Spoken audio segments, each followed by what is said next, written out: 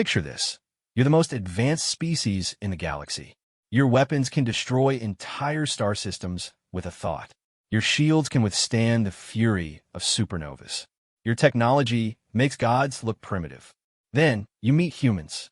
At first you laugh. These pink, squishy creatures with their crude projectile weapons and chemical explosives seem like children playing with sticks and stones. Their advanced military technology looks like ancient relics compared to your plasma cannons and quantum disruptors. But here's what you don't understand about humans. They don't just fight with weapons. They fight with something far more dangerous. They fight with ingenuity, patience, and the terrifying ability to turn any situation into their advantage. They've spent millennia perfecting the art of killing each other, and now they're about to teach the galaxy what real warfare looks like. Because when you corner a human with nothing but a primitive rifle and tell them they can't win, you've just made the biggest mistake in galactic history. The HFY Empire learned this lesson the hard way. So did the Zephyrian Collective and the Morphic Swarm. They all laughed at Earth's weapons until one sniper changed everything. The crystalline halls of the Galactic Defense Council echoed with the sound of what could only be described as cosmic laughter. Representatives from 47 different species sat in their specialized atmospheric chambers, each more amused than the last as they reviewed the military specifications transmitted from the small blue planet in the Outer Rim territories. Ambassador Zekthar of the HFY Empire was the first to break the relative silence, his mandibles clicking in what his species considered polite amusement. The massive insectoid creature towered, even while seated, his exoskeleton gleaming under the chamber's artificial lighting. "Esteemed colleagues," he began, his voice resonating through the universal translators, "I must confess that I initially thought these transmissions from the humans were some form of elaborate jest." The morphic representative, a constantly shifting blob of silvery liquid that had temporarily taken the form of a humanoid figure, rippled with what could be interpreted as mirth. "The chemical propulsion systems they call firearms are particularly quaint. Our younglings abandoned such primitive concepts millennia ago during their first technological awakening." Commander Veltar of the Zephyrian Collective leaned forward in her chair, her blue-scaled features showing obvious incredulity. Her species had conquered 12 star systems through pure military might, and their plasma-based weaponry could cut through the armor of a battle cruiser like tissue paper. "I have reviewed their specifications 3 times, thinking perhaps our translation matrices were malfunctioning. These humans actually propel small pieces of metal using controlled chemical explosions, and they consider this advanced warfare." The chamber erupted in another wave of amused chatter. Species that had been at war with each other for centuries found themselves united in their shared bewilderment at human military technology. The energy weapons that could disintegrate matter at the molecular level, the gravity manipulators that could crush entire fleets, the quantum disruptors that could erase objects from existence itself, all of these seemed almost insultingly superior to what the humans had presented. High Chancellor Mordes of the Centauri Republic, an elegant being whose crystalline form refracted light in mesmerizing patterns, called for order with a gentle chiming sound. While the entertainment value of these human specifications is undeniable, we must remember why we are here. The Outer Rim territories have been experiencing increased pirate activity, and several shipping lanes have been compromised. The humans have requested permission to establish a security presence in their sector. "With those weapons," scoffed General Krex of the Titan Confederacy, his massive stone-like form grinding as he shifted in his specially reinforced chair. "Their largest projectile weapons appear to have a maximum effective range of approximately 3 of their distance units, called kilometers. Our standard-issue pulse rifles can accurately target objects across continents." Ambassador Yilandra of the Ethereal Collective floated slightly above her designated space, her gossamer form shimmering with bioluminescent patterns that indicated skepticism. "Perhaps we should consider this from a humanitarian perspective. These humans are clearly a primitive species attempting to contribute to galactic security despite their technological limitations. Should we not encourage such efforts, however misguided?"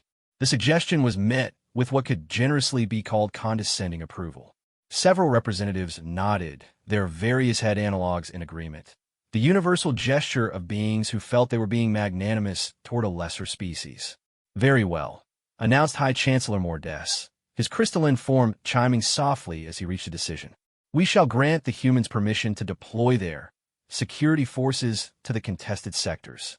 Perhaps the pirates will find their primitive weapons amusing enough to provide some entertainment before dispatching them." Unknown to the assembled representatives, their conversation was being monitored through quantum entanglement communicators by human intelligence services. In a nondescript office building in Geneva, Colonel Sarah Matthews of the United Earth Defense Corps listened to the translated discussion with an expression that might have been amusement if one didn't notice the predatory gleam in her eyes. "Ma'am," asked Lieutenant Rodriguez, looking up from his data pad, "should we be concerned about their obvious underestimation of our capabilities?" Colonel Matthews leaned back in her chair, a smile playing at the corners of her mouth. "Lieutenant, in my 23 years of military service, I've learned that there are few advantages more valuable than an enemy who thinks you're harmless. These alien species have spent so long developing increasingly exotic weapons that they've forgotten the fundamental principles of warfare." She gestured to a holographic display showing various alien weapon systems. Plasma cannons that could melt through 6 feet of titanium armor, energy shields that could deflect nuclear explosions, gravitational weapons that could crush a tank into a marble-sized sphere. Impressive, certainly. But every one of these weapons has something in common. They require massive amounts of energy, complex infrastructure, and sophisticated targeting systems. Lieutenant Rodriguez frowned, not immediately seeing the connection. "And that's a weakness how, exactly?" "Because, Lieutenant, warfare isn't about who has the biggest gun. It's about who can adapt fastest when the situation changes. These aliens have become so dependent on their advanced technology that they've lost sight of basic tactical principles. They fight like they're playing a video game where the side with the highest numbers automatically wins." Colonel Matthews pulled up another display, this one showing human military doctrine. "We, on the other hand, have spent our entire history fighting each other with whatever tools were available. We've learned to be creative, to improvise, to turn disadvantages into advantages. Every war we've ever fought has been about finding ways to defeat superior numbers or technology through superior tactics." She paused, looking out the window at the training facility where human soldiers were preparing for deployment to the contested sectors. "They think our weapons are primitive because they measure effectiveness by energy output and technological complexity. They don't understand that sometimes the most effective weapon isn't the one that can destroy a city block, but the one that can eliminate a single target from a distance without anyone knowing you were there." The conversation was interrupted by an incoming transmission from Admiral Chun aboard the UES Defiance, the first human vessel to reach the contested sectors. The holographic projection showed a middle-aged woman with graying hair and sharp eyes, standing on what appeared to be a military bridge. "Colonel Matthews, we've arrived in the Kepler 442 system and have established initial contact with the local pirate forces. The situation is interesting." "How so, Admiral?" "The pirates are using the same basic technology as the Galactic Defense Council species. Energy weapons, plasma shields, gravity manipulators. But they've grown complacent. Their ships move in predictable patterns, their weapons have obvious charging sequences, and their shields are optimized for deflecting energy-based attacks." Colonel Matthews leaned forward with interest. "Any sign that they consider us a threat?" Admiral Chen's smile was distinctly predatory. "Ma'am, they've been sending us taunting transmissions for the past 6 hours. Something about primitive ape creatures with metal-throwing sticks presuming to challenge the masters of space warfare. I believe one of them actually suggested we surrender before they have to soil their weapons with our inferior technology." "Perfect. Admiral, you're authorized to engage at your discretion. Show them what human warfare really looks like." The transmission ended, leaving Colonel Matthews alone with her thoughts and Lieutenant Rodriguez, who was beginning to look distinctly uncomfortable. "Ma'am, are we really going to war with aliens using what they consider primitive weapons?" Colonel Matthews turned to look at him, and for a moment her expression was almost pitying. "Lieutenant, we're not going to war with aliens. We're going to give them an education in why humans have been the apex predators on their home planet for the past several 100,000 years. There's a reason we colonized every continent, survived ice ages, and turn a planet that was actively trying to kill us into our personal playground. She gestured to the tactical displays, showing various human weapon systems. Every single one of these weapons was developed through trial and error in actual combat situations. We spent millennia refining the art of putting projectiles exactly where we want them, exactly when we want them there. Our firearms aren't primitive, Lieutenant. They're perfected. The view screen activated again, this time showing a real-time tactical display of the Kepler 442 system. Pirate vessels could be seen moving in standard attack formations, their energy signatures blazing like miniature suns as they charge their exotic weapon systems. "Now," said Colonel Matthews, settling back in her chair, "let's see how superior technology holds up against superior tactics." In the contested sector, Admiral Chun was issuing orders to her fleet with the calm precision of someone who had spent decades studying alien technology and finding its weaknesses. The human ships were smaller and apparently less impressive than their alien counterparts, but they moved with a coordination and unpredictability that was already causing confusion among the pirate forces. All ships maintain radio silence and implement Hunter Protocol. Snipers to forward positions. Target their power cores and command structures. Let them waste their energy on shields designed to stop plasma blasts while we show them what kinetic warfare can accomplish. The first shot came from a U.S. longbow, positioned nearly 30,000 kilometers away from the nearest pirate vessel. A single tungsten rod, accelerated to a significant fraction of light speed by magnetic coils, struck the pirate flagship's primary fusion reactor. The projectile passed through their energy shields as if they weren't there, since the shields were calibrated to deflect energy-based attacks, not solid matter moving at relativistic speeds. The explosion could be seen across the entire system as the pirate flagship's power core went critical. Before the remaining pirates could even understand what had happened, similar strikes began targeting their vessels from impossible distances and unexpected angles.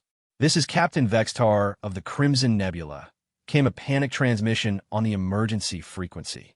"Unknown vessels. Identify yourselves. What manner of weapons are you using?"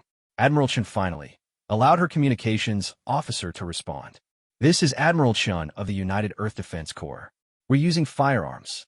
You know, those primitive metal-throwing sticks you were laughing about an hour ago."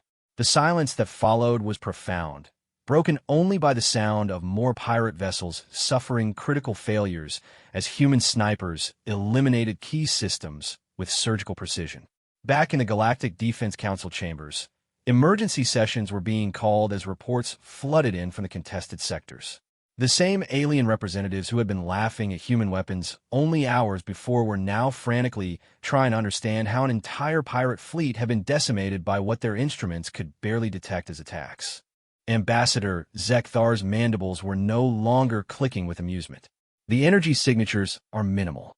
How are they achieving such devastating results with such primitive technology?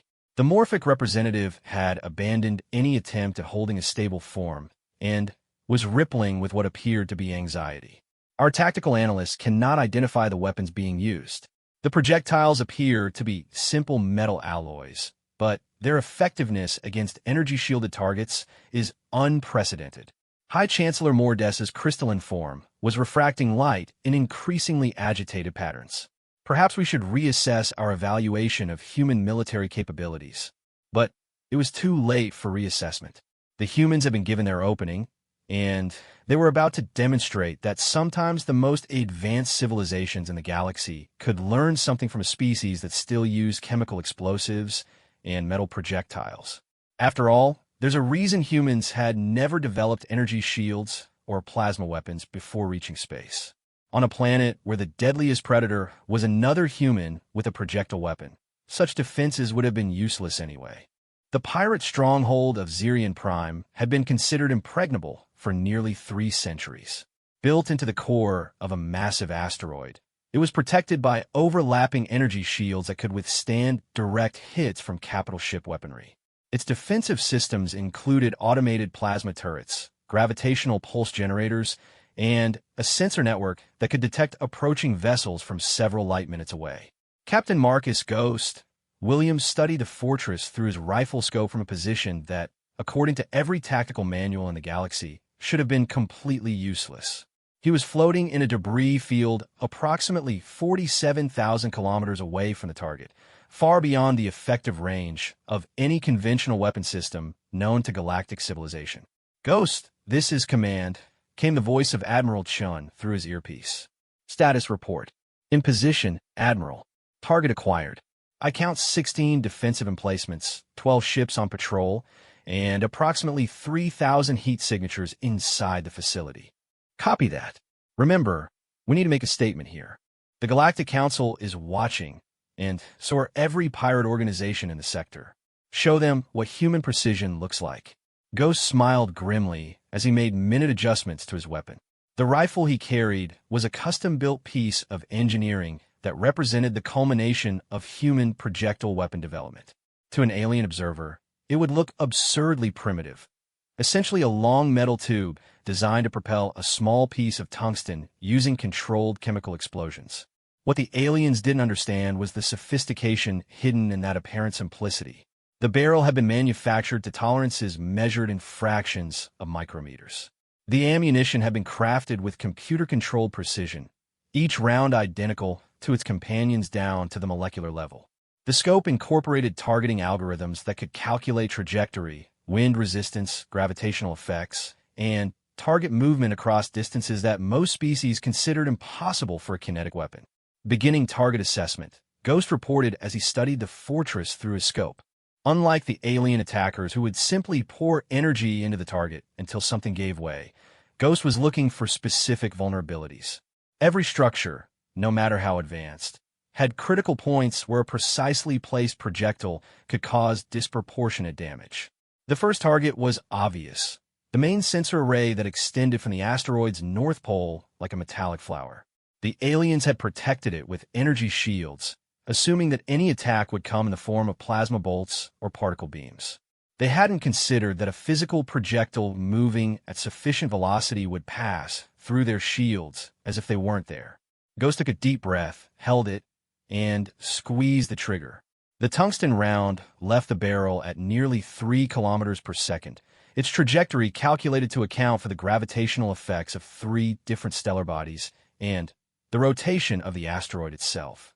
The flight time was approximately 17 seconds, during which Ghost remained perfectly still, watching through his scope as the projectile crossed impossible distances to strike its target.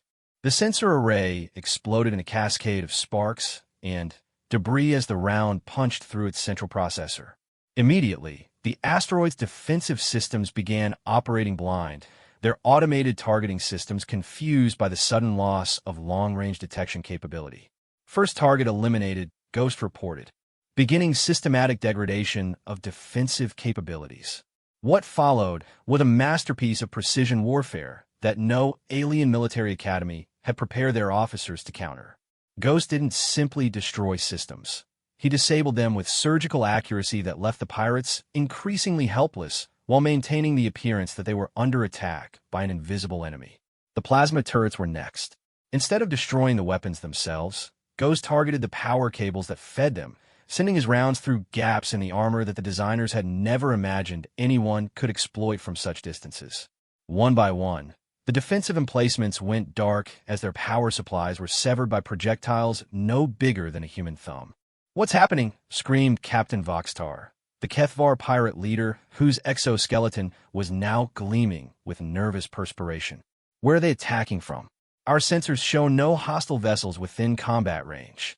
His lieutenant, a Zephyrian named Skeldar, was frantically working at a control console that was providing increasingly useless information. "Sir, we're detecting minimal energy signatures at extreme range, but nothing that should be capable of reaching us. The attacks appear to be coming from distances of 40,000 kilometers or more." "That's impossible." Voxstar's mandibles clacked with agitation. No kinetic weapon can maintain accuracy at such ranges. The projectiles would be deflected by gravitational fields, solar wind, cosmic debris. "Tell that to our power grid," Skeldar replied grimly as another precisely placed shot severed the main conduit to their shield generators. "We've lost 70% of our defensive systems, and we haven't even seen what's attacking us." The psychological effect of the attack was exactly what Ghost had intended. The pirates were experiencing something that alien military doctrine hadn't prepared them for, being slowly, methodically dismantled by an enemy they couldn't locate, couldn't identify, and couldn't engage. Their advanced weapons were useless against a target they couldn't find, and their sophisticated defenses were being bypassed as if they didn't exist. Ghost, Admiral Chen's voice crackled through the communicator. We're receiving panic transmission from target. They're requesting immediate assistance from the Galactic Defense Council. Copy that. Should I accelerate the timeline? Negative. Let them call for help. When the cavalry arrives, we want them to see exactly what human warfare looks like. Ghost smiled as he lined up his next shot. The pirates had made the mistake of clustering their remaining ships near the asteroid's docking bays, apparently believing that the proximity to the fortress would provide protection. They were about to learn that there was nowhere to hide from a sniper who understood ballistics, patience, and the fundamental physics of projectile weapons. The next series of shots demonstrated a level of precision that bordered on the supernatural. Ghost didn't target the ship's hulls or weapon systems. Instead, he aimed for specific components whose destruction would disable the vessels without killing their crews. Maneuvering thrusters, communication arrays, sensor packages, life support intakes. Each shot was placed with the accuracy of a surgeon and the inevitability of physics. Within 30 minutes, the entire pirate fleet was dead in space, their crews alive but completely helpless. The fortress itself was dark and silent, its power systems severed, its defenses neutralized, and its sensor network destroyed. All accomplished by a single human with what the aliens considered a primitive chemical-powered projectile weapon. This is Commodore Zethrak of the Galactic Defense Council. Came a transmission on the emergency frequency. We are responding to distress calls from Zirian Prime. Identify yourself and explain your actions. Ghost switched to a wider communication channel, ensuring his response would be heard not only by the incoming galactic forces, but also by every pirate organization monitoring the frequencies. This is Captain Williams of the United Earth Defense Corps. I'm currently engaged in anti-piracy operations using standard human military equipment. Please maintain a safe distance while I complete the pacification of this facility. There was a long pause before Commodore Zethrak responded, his voice betraying confusion and more than a little concern. Captain Williams, our sensors show you are positioned 47,000 kilometers from target. That distance is far beyond the effective range of any kinetic weapon system in our databases. That's probably because your databases don't include human weapon systems. Ghost replied calmly as he lined up a shot on the fortress's main communication relay. Our effective engagement range is somewhat different from what you might expect. The round struck home, and suddenly, the pirate fortress was not only defeated but completely cut off from the outside galaxy. The psychological impact was immediate and devastating. Every pirate organization monitoring the situation was witnessing their most secure stronghold being systematically dismantled by an enemy so far away that their instruments could barely detect his presence. Impossible, whispered Captain Voxtar as he realized the full implications of what was happening. They're using kinetic projectiles across interplanetary distances. The calculations required the precision necessary. It violates everything we know about practical warfare. But Ghost wasn't finished. The arriving Galactic Defense Council ships represented an opportunity to demonstrate another aspect of human military doctrine, the ability to engage multiple targets simultaneously while maintaining tactical superiority. Command, this is Ghost. I'm tracking 12 GDC vessels approaching from Vector 77 Mark IV. Permission to demonstrate non-lethal engagement protocols. Granted, show them what they're dealing with. What happened next would be discussed in alien military academies for centuries to come. Ghost began targeting the incoming galactic ships with the same precision he had used against the pirates, but with an important difference. His shots were deliberately non-destructive, designed to disable rather than destroy. Communication arrays went offline with surgical precision. Sensor packages were eliminated without damaging the ships themselves. Maneuvering thrusters were disabled, leaving the vessels intact but helpless. Within minutes, the most advanced military fleet in the sector was floating dead in space, their crews unharmed but completely unable to function as a fighting force. Commodore Zethrak, Ghost's voice came across the emergency frequency with the calm professionalism of someone discussing the weather. Your fleet has been temporarily disabled to prevent interference with ongoing operations. No permanent damage has been inflicted, and full functionality can be restored once you return to base. Please consider this a demonstration of human engagement protocols. The silence that followed was profound.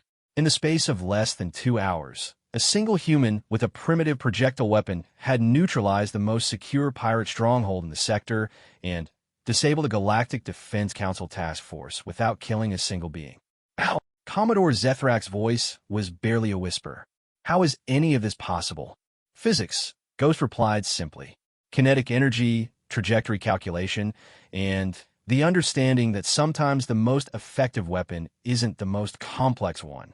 We've been perfecting these techniques for several thousand years while you've been developing increasingly exotic energy weapons. Different approaches to the same problem. As the galactic ships began emergency repairs and the pirate stronghold sat dark and silent, word was already spreading throughout the galaxy about what had happened at Zirian Prime. The humans, those primitive creatures with their chemical-powered metal-throwing devices, had just rewritten the book on space warfare. Back on Earth, Colonel Matthews was reading the after-action report with satisfaction. Excellent work, Captain Williams. Initial objectives achieved with 0 casualties and minimal resource expenditure. How do you assess alien response? Ma'am, I believe we have their full attention. The aliens are beginning to understand that their technological advantages might not be as decisive as they assumed. They're about to discover that humans have been studying their weaknesses for a very long time. Good. Phase 2 is authorized. It's time to show them what happens when humans stop playing defense and start taking the initiative. The message was already being transmitted to human forces throughout the contested sectors. The galaxy had underestimated Earth's weapons and Earth's warriors. Now it was time for the education to continue, and the next lesson was going to be considerably more intensive than the first. After all, Ghost demonstration had only shown them what one human sniper could accomplish with a single rifle. They hadn't yet seen what happened when humans decided to wage actual war. The emergency session of the Galactic Defense Council was unlike any in the organization's 4,000-year history. Representatives from dozens of species sat in stunned silence as they reviewed the tactical recordings from Zirian Prime, their advanced minds struggling to comprehend what they had witnessed. High Chancellor Mordessa's crystalline form was refracting light in patterns that indicated deep concern. The mathematical precision required for these attacks is beyond our current understanding. Our tactical computers have run thousands of simulations, and none can replicate the accuracy demonstrated by this single human operative. General Krex of the Titan Confederacy, his massive stone-like form grinding with agitation, leaned forward in his reinforced chair. The humans somehow managed to calculate projectile trajectories across distances where gravitational effect from 17 different celestial bodies would influence the flight path. The computational requirements alone should exceed the capacity of their primitive technology. Ambassador Zekthar's mandibles clicked nervously as he studied the data. Perhaps more concerning is their apparent understanding of our defensive systems. Every shot bypassed our energy shields as if they weren't there. They targeted components we didn't even realize were vulnerable. The morphic representative, currently maintaining the shape of an agitated blob, rippled with what could only be interpreted as fear. We have underestimated them catastrophically. These humans didn't just defeat our forces, they made our technology appear obsolete. What none of the assembled aliens realized was that they were already being observed. Human intelligence operatives had spent months infiltrating the Council's communication networks, and every word of their panicked discussions was being transmitted back to Earth in real time.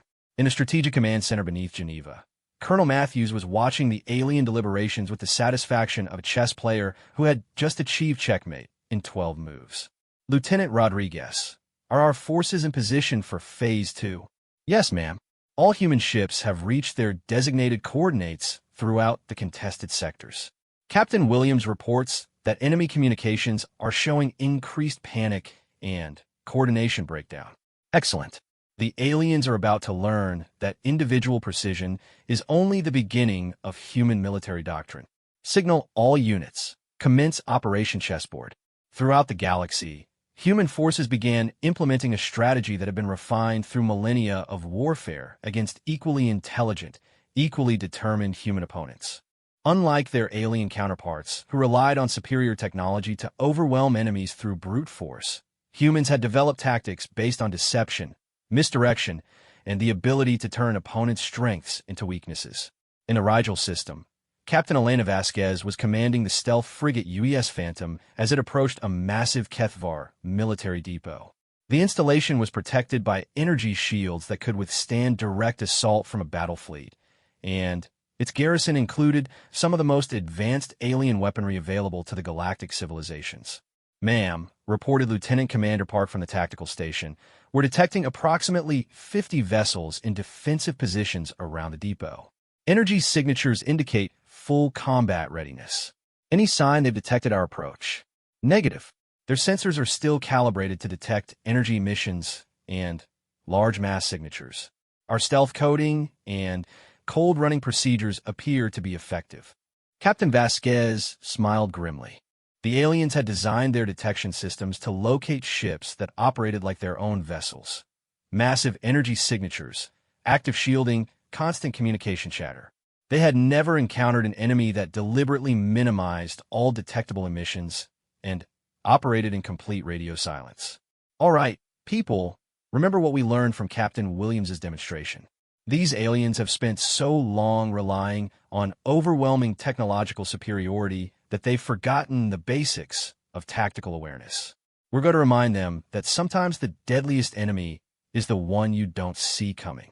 The Phantom approached the depot using a trajectory that took advantage of sensor shadows created by the system's asteroid field.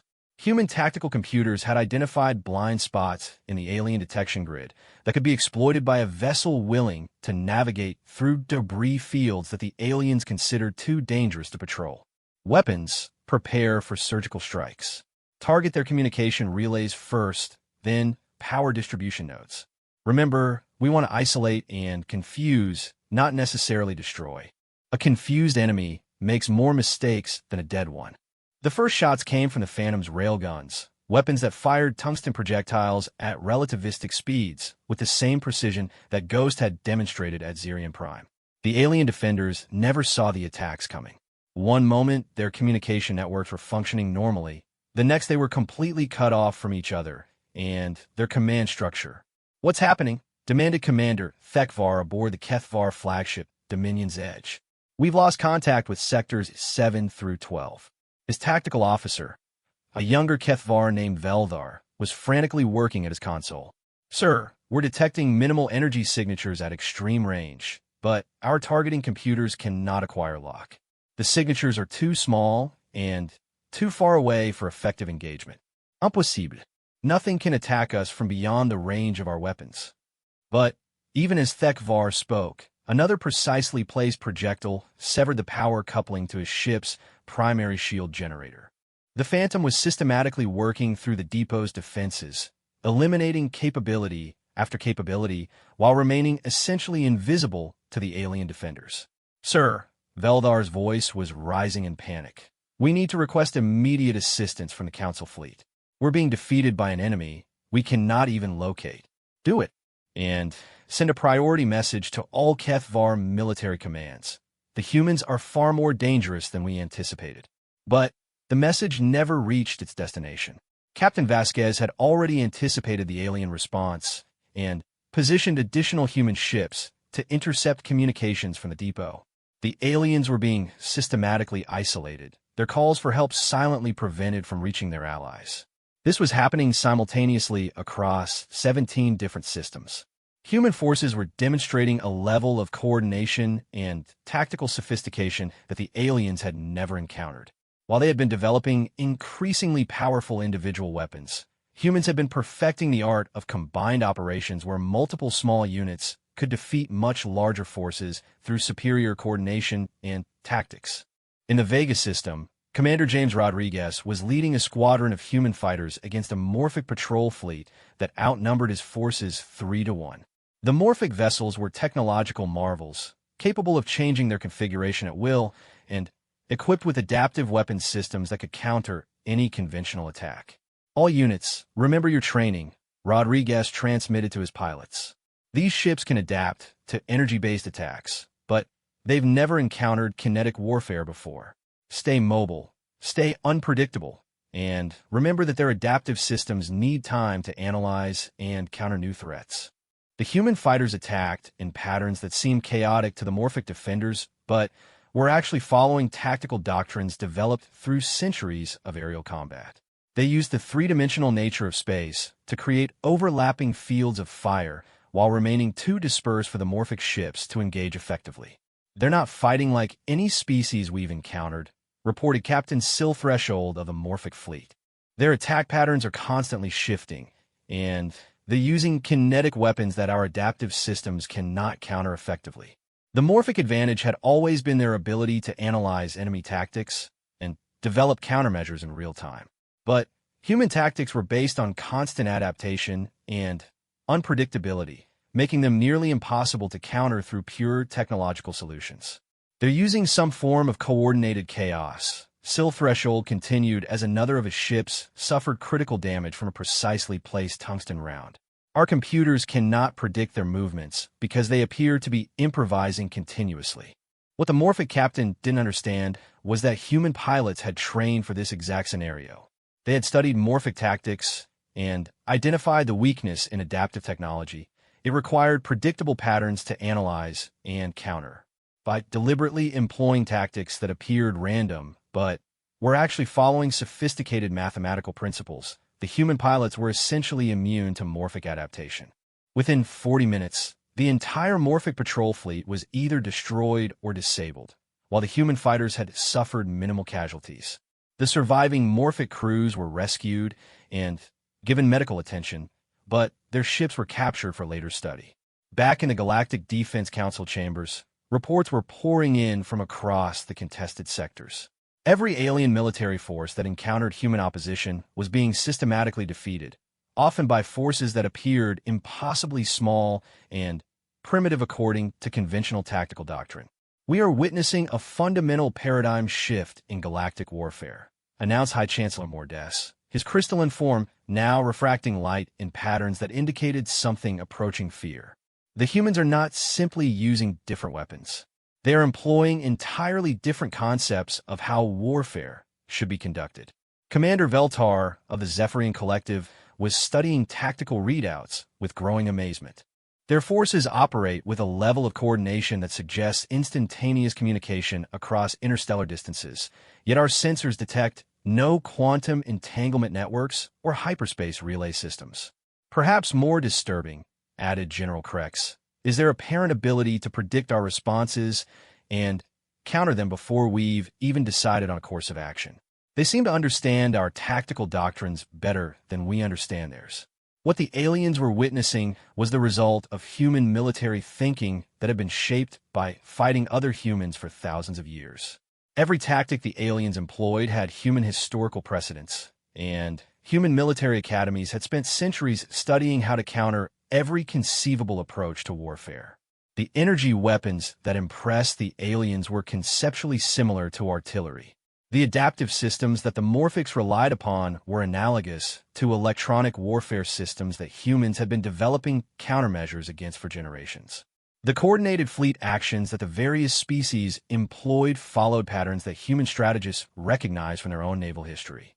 Admiral Chen, Colonel Matthews was speaking via quantum communicator to the human fleet commander. Status report on Operation Chessboard. Ma'am, all primary objectives achieved ahead of schedule. Enemy forces throughout the contested sectors have been neutralized or captured.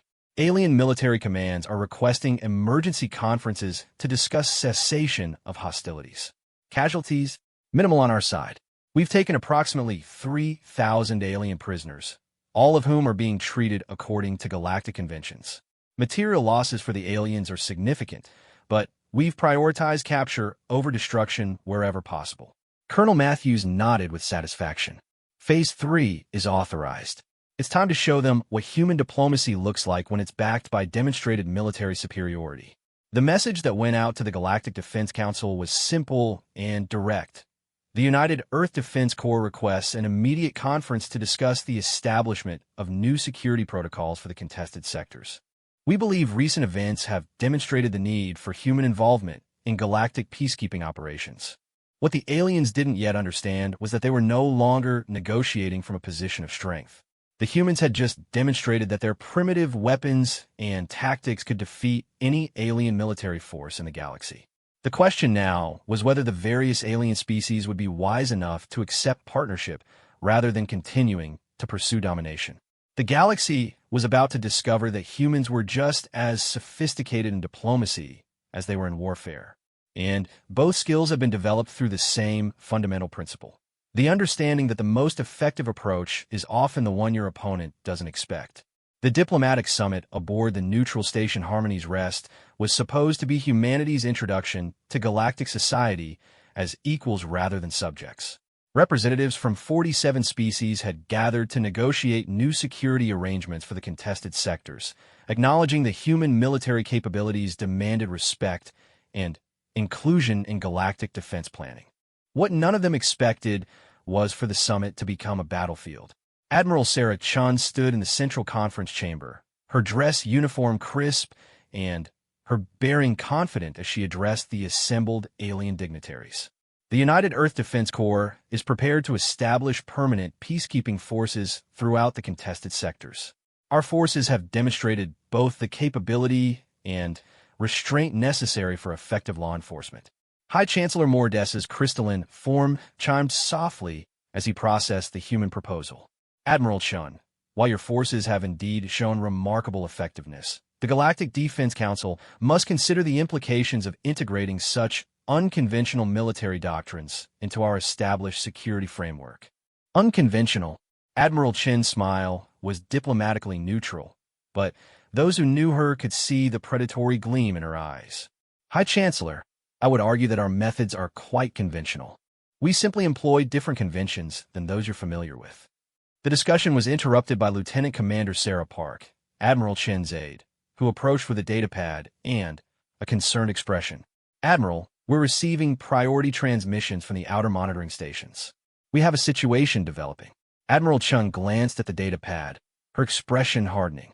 Ladies, gentlemen, and esteemed beings, it appears our diplomatic discussions are about to become somewhat more urgent. We've just detected a large fleet of unknown vessels approaching this system. Configuration and energy signatures suggest they're not from any Galactic Defense Council species. General Krex's massive form ground against his chair as he leaned forward. Unknown? That's impossible. Our sensor networks monitor all traffic throughout this sector. Not all traffic, apparently, Admiral Chun replied grimly. The approaching fleet consists of approximately 200 vessels using technology we haven't seen before. Their energy signatures are unlike anything in our databases, and their approach vector suggests they've been traveling through unmapped space. Ambassador Zekthar's mandibles clicked with agitation. Are you suggesting we're facing an invasion by an unknown species? I'm suggesting we're about to find out. Commander Park, signal all human vessels to implement Protocol 7 and send a flash transmission to Earth. Contact with hostile unknown forces imminent. The chamber erupted in concerned chatter as the various species representatives began receiving their own intelligence reports. The unknown fleet was massive, well-coordinated, and approaching at speeds that suggested technology superior to anything the Galactic Defense Council possessed. This is Fleet Commander Thexnaki of the Void Hunters, came a transmission that cut through all communication channels with the authority of overwhelming power.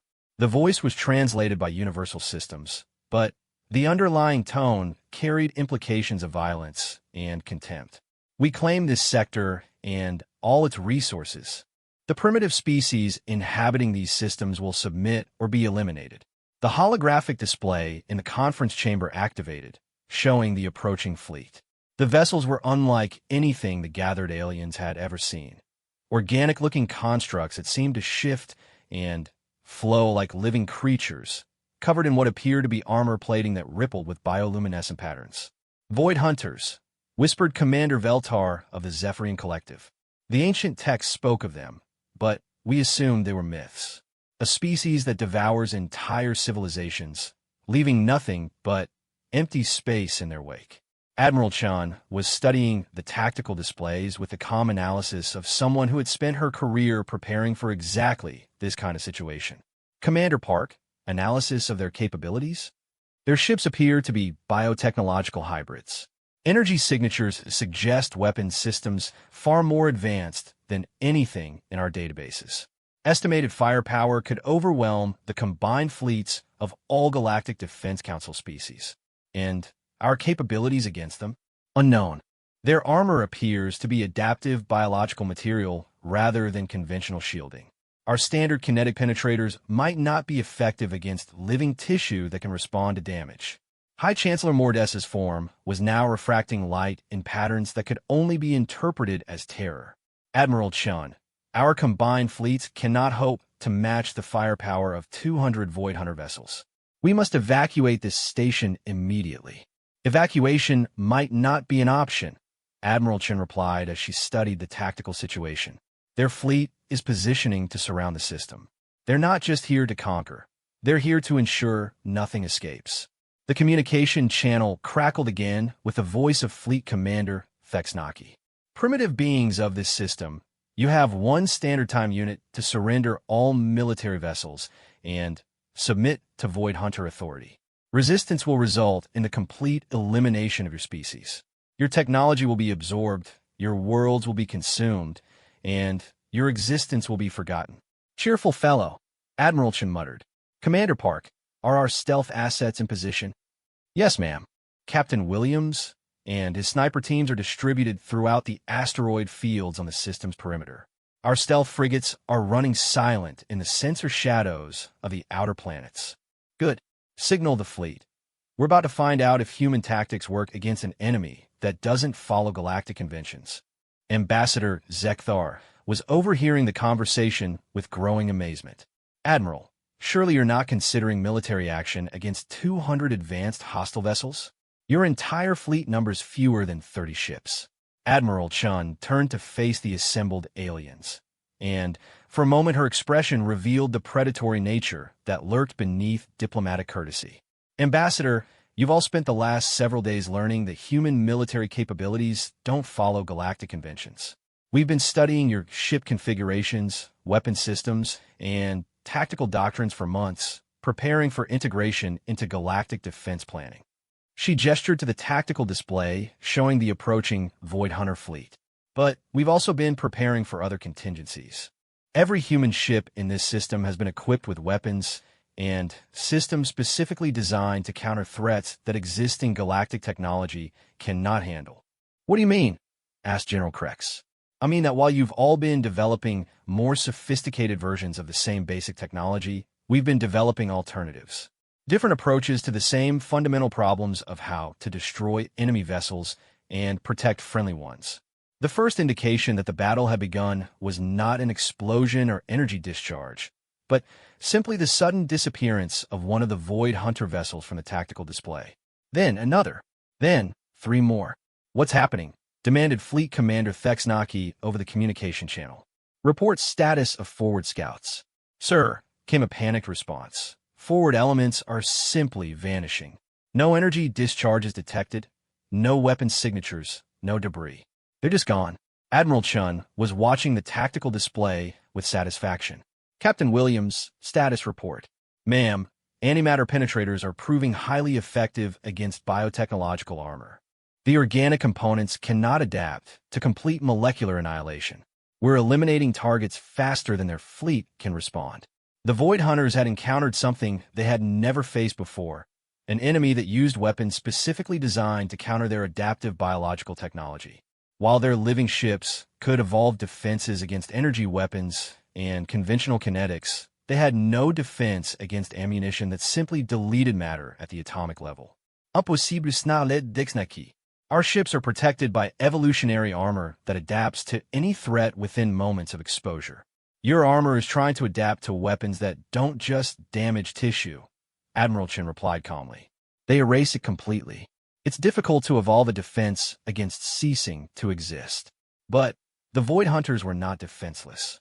Their response came in the form of weapons that the assembled galactic species had never imagined. projectiles that seemed to tear holes in space itself, energy beams that caused matter to spontaneously decay, and, worst of all, some form of technology that simply caused ships to disappear from reality. Admiral, Commander Park's voice was tight with concern. We're losing contact with our outer perimeter vessels. Whatever these weapons are, our conventional defenses aren't stopping them. Time to find out if human adaptability works both ways. Admiral, Chen replied grimly. Signal all units. Implement Doctrine Omega. Full spectrum engagement. All experimental systems authorized. What followed was unlike any battle in galactic history. The humans unleashed technologies that they had been developing in secret for decades.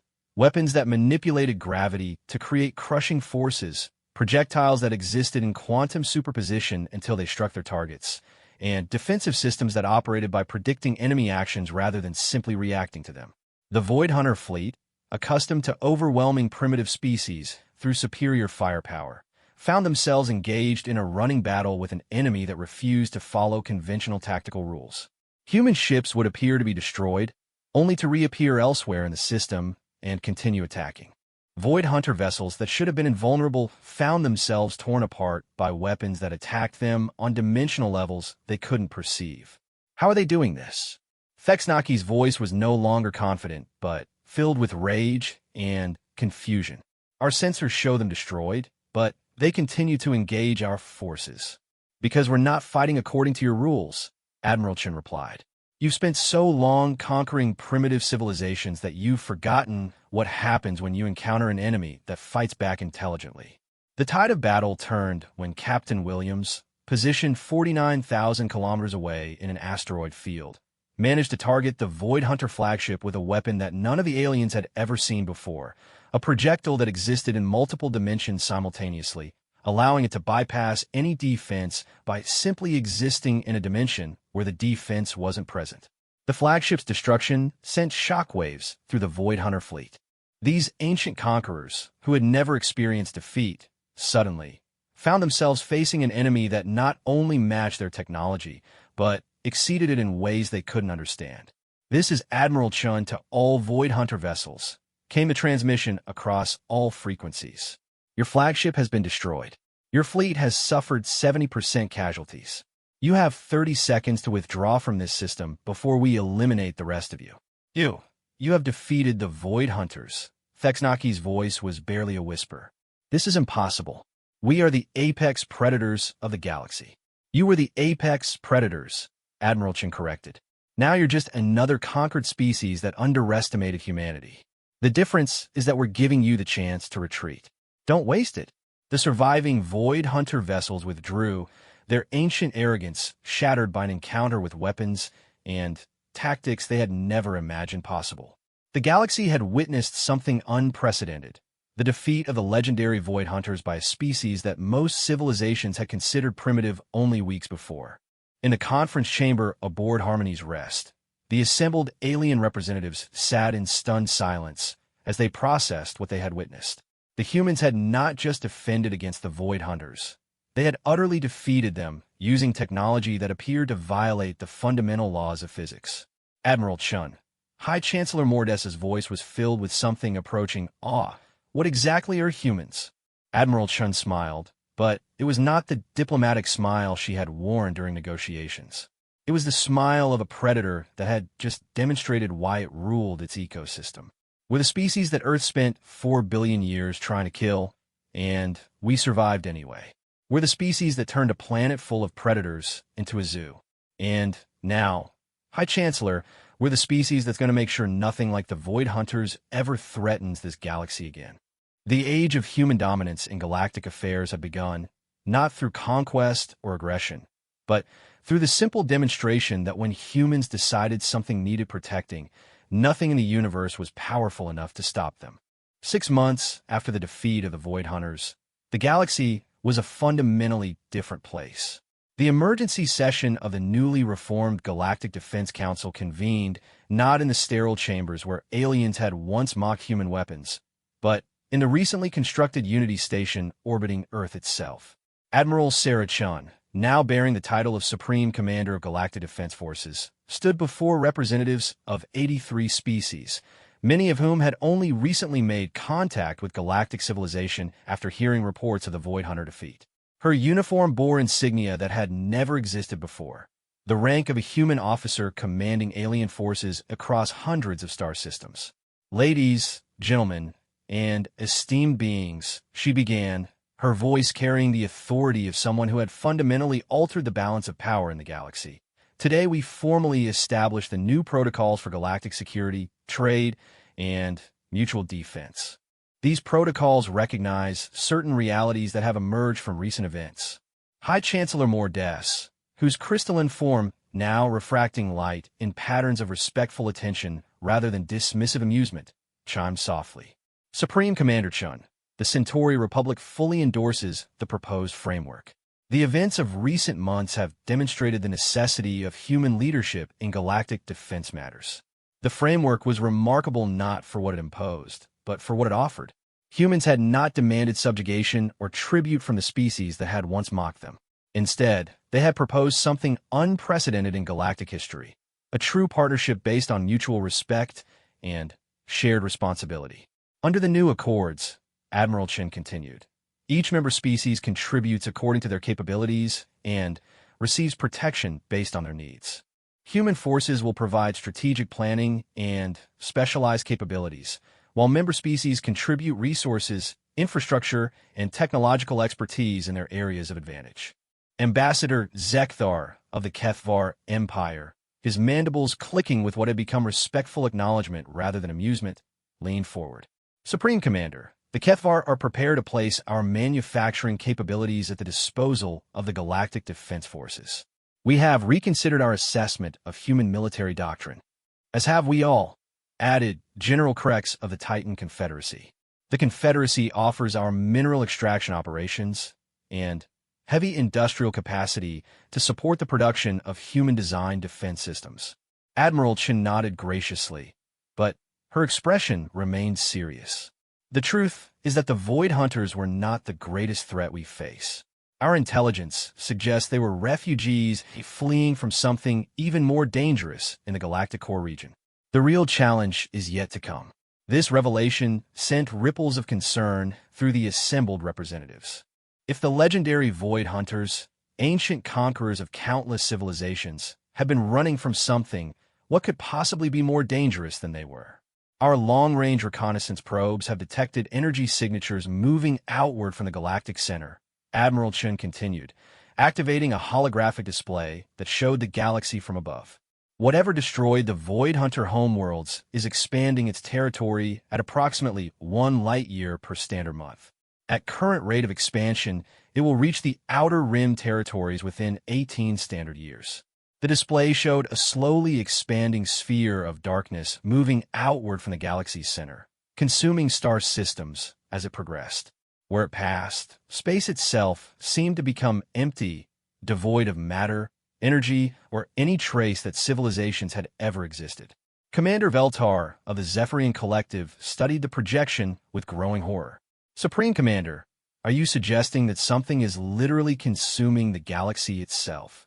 Not consuming, Admiral Chen replied grimly. Converting. Our analysis suggests that this entity or force transforms matter into something else entirely. The affected regions don't become debris fields or radiation zones. They become nothing at all. Captain Marcus Williams, now bearing the rank of general and serving as Admiral Chen's strategic planning officer, stepped forward with additional data. We've designated this threat as the null entity. Based on the rate of expansion and the pattern of destruction, we estimate it represents a civilization or technology that operates on principles completely outside our understanding of physics. However, Admiral Chun continued, humanity has one advantage in facing this threat. We specialize in fighting enemies that are more advanced, more numerous, and more powerful than we are. It's what we've been doing for our entire species' history. The assembled aliens were beginning to understand why the humans had insisted on establishing research and development facilities throughout Allied territory. What they had initially assumed was human expansionism was actually preparation for a war against an enemy that made the Void Hunters look primitive. The new defense protocols include several components, Admiral Chun explained as the holographic display shifted to show human ships and installations across the galaxy. First, we're establishing a network of early warning stations using human sensor technology that can detect dimensional anomalies. Second, we're deploying specialized weapons systems based on the antimatter penetrators that proved effective against the Void Hunters, but designed to function against targets that might not follow conventional physical laws. Most importantly, General Williams added, we're implementing training programs that will teach Allied forces human tactical doctrines, the ability to adapt quickly, think creatively, and operate effectively while outnumbered and outgunned. The morphic representative, who had stabilized into a vaguely humanoid form that suggested deep concentration, rippled with what appeared to be concern. General Williams, are you saying that our current military capabilities are insufficient to face this new threat? I'm saying that conventional military capabilities are insufficient, Williams replied diplomatically. Energy weapons, plasma shields, and gravitational manipulators are powerful tools, but they assume your enemy operates according to the same physical principles you do. What happens when you encounter an enemy that doesn't follow those rules?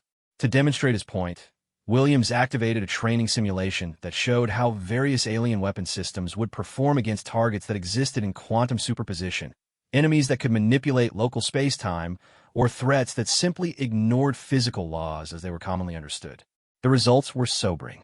Every conventional weapon system failed completely when faced with targets that operated outside normal physics. Energy weapons passed harmlessly through enemies that existed in dimensional states where energy had no meaning. Kinetic weapons missed targets that could alter their own temporal reference frames. This is why human weapons remain effective, Admiral Chen explained. We design our systems to work regardless of what rules the enemy follows. Our antimatter weapons don't care what dimension the target exists in. Our quantum state projectiles can engage enemies in multiple reality states simultaneously. Our predictive defense systems operate by modeling enemy behavior rather than simply reacting to enemy actions. But the most significant change was not technological, but philosophical. The humans had introduced concepts that fundamentally altered how galactic civilization thought about warfare, diplomacy, and survival. The null entity represents an existential threat to all intelligent life in this galaxy, Admiral Chen continued.